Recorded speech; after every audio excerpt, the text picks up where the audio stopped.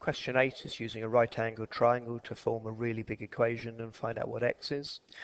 We know, because Pythagoras, that this thing squared plus this thing squared is the hypotenuse squared. So let's try and square this. Well, 3 times 3 is 9.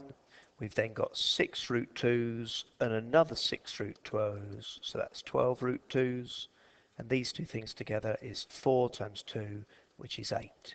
So this bit here is 17 and 12 root 2's. This one squared, so squaring that now. 2 times 2 is 4. 2 times 3 is 6. There's another 6 there, so I've got 12 root 2's again. And here I've got 3 times 3 is 9. 9 times 2 is 18. So that one there is giving me 12 plus 12 root 2's. So Pythagoras, x squared plus 17 plus 12 root 2's equals 12 plus 12 root 2's.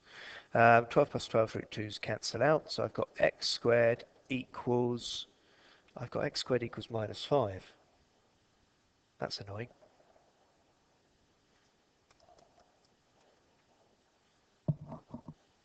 Question 8, we were using Pythagoras and this right-angled triangle to set up a big equation in x.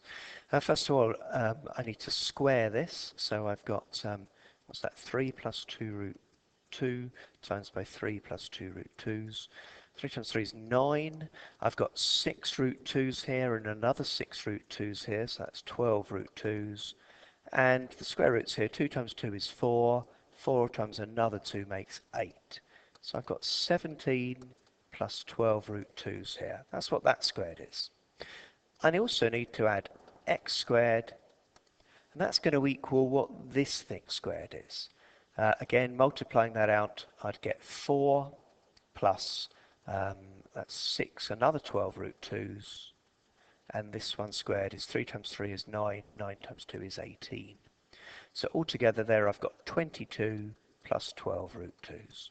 So the 12 root 2's cancel, take off the 17, it gives me x squared equals 5, and so x equals the square root of 5.